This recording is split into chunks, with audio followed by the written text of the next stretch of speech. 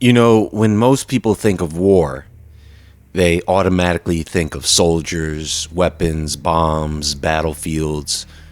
But true modern warfare has completely changed. Today, the battlefield isn't land or air, it's the human mind. There's a war for your attention, right? Your perception, your beliefs, your emotions, your identity. Whoever controls what you see, what you hear, and how you feel, that can shape how you think and how you act. And once someone can influence how you interpret reality, they no longer need to use physical force. Instead of invading countries, modern power structures now influence populations by controlling information, emotional narratives, belief systems. They control fear, outrage, pleasure, and use them as distractions and weapons. While media, entertainment, education, technology, those are the delivery systems. This is why modern warfare doesn't rely on tanks and missiles anymore, because controlling consciousness is far more efficient than controlling territory. Remember that. If you can shape perception, you can shape reality itself. In the human mind, that's the battlefield.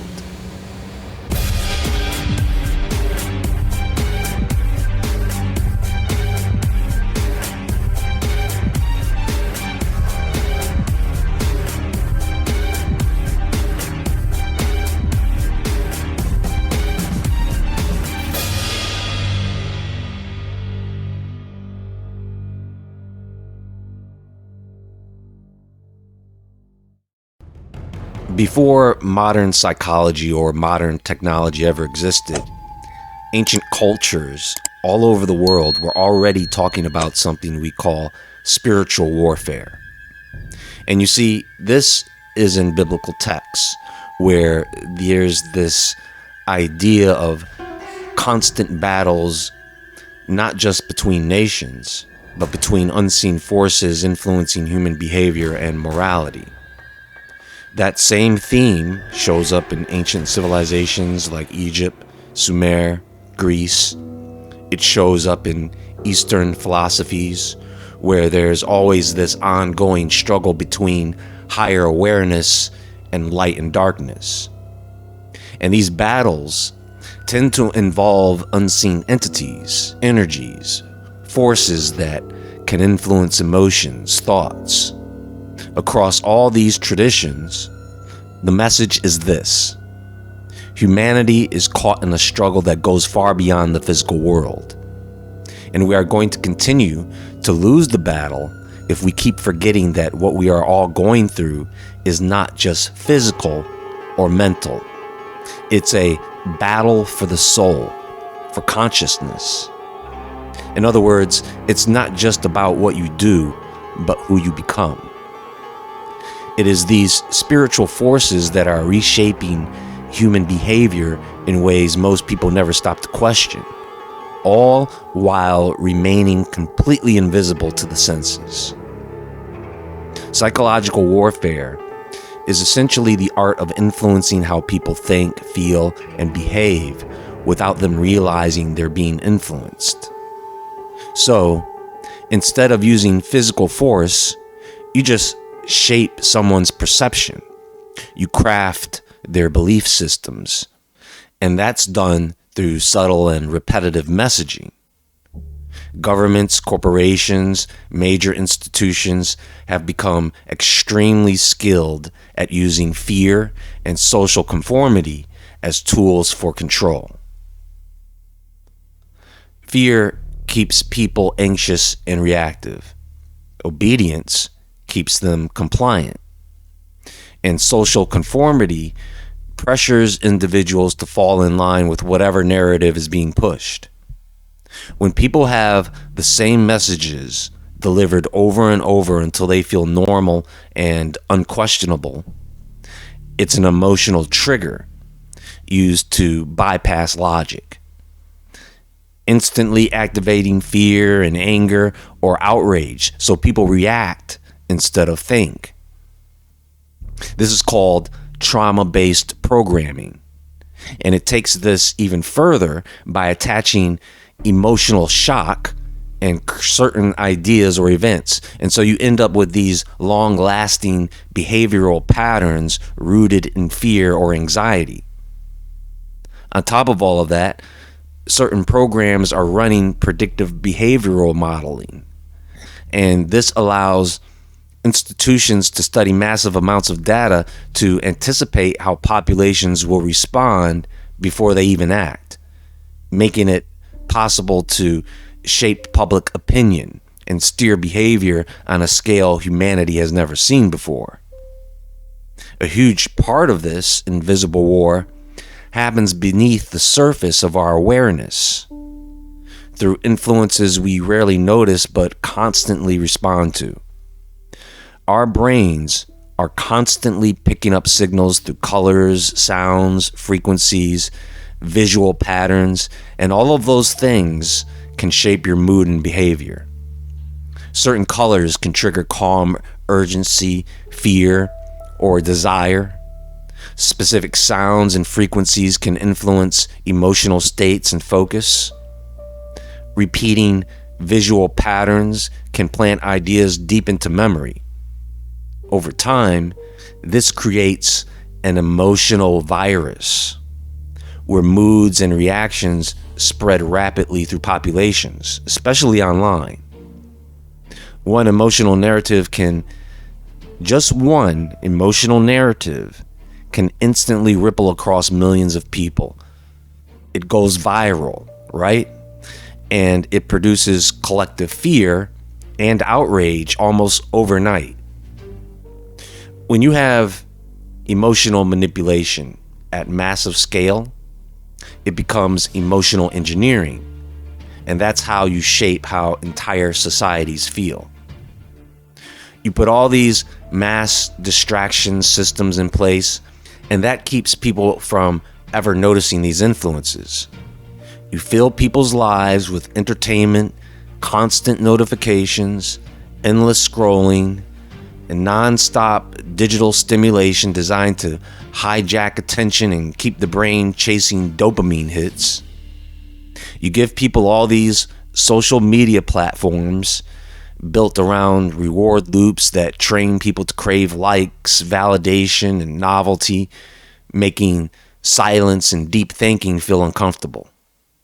At the same time, you force feed them fear-based news so that everyone's mind is in constant crisis mode.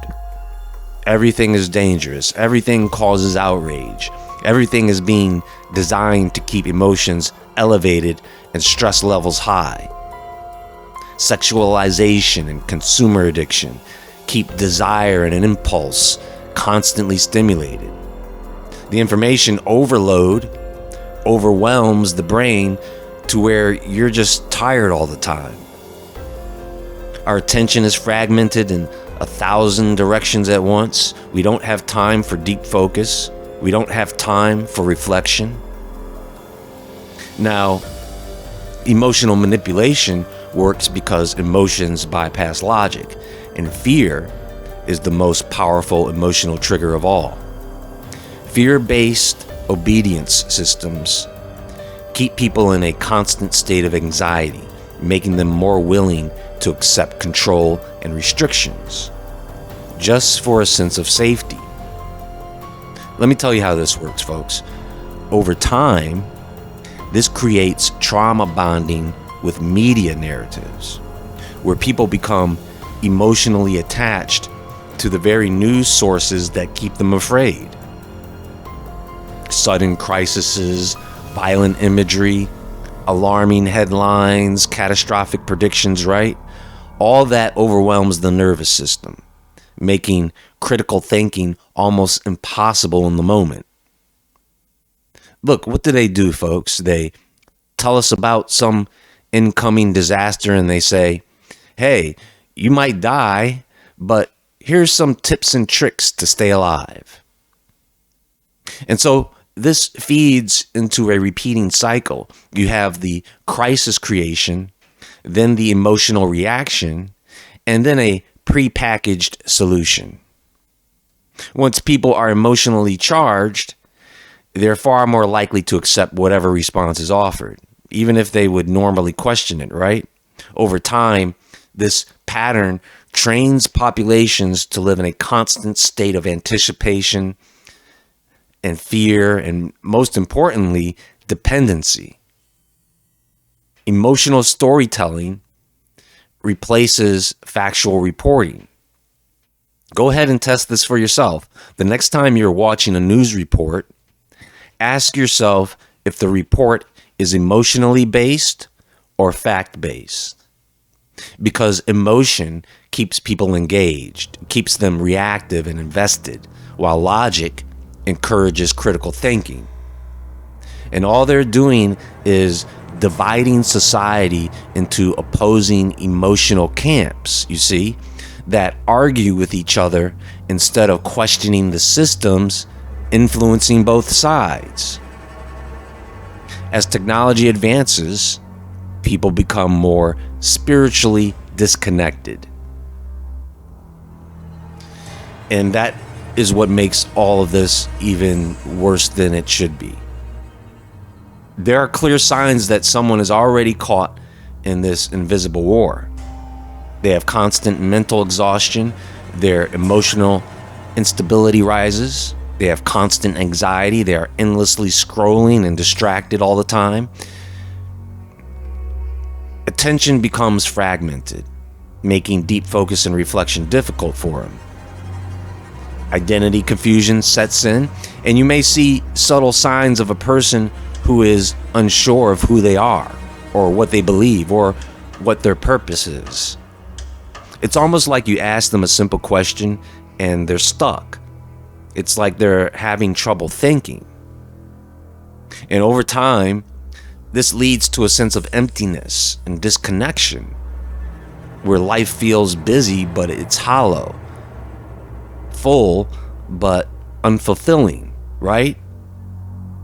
They feel like life is meaningless. This is what's happening to a lot of younger adults and kids these days. You see, the battlefield has always been your mind. The prize has always been your consciousness. The weapon has always been perception, and the victory is, of course, awakening.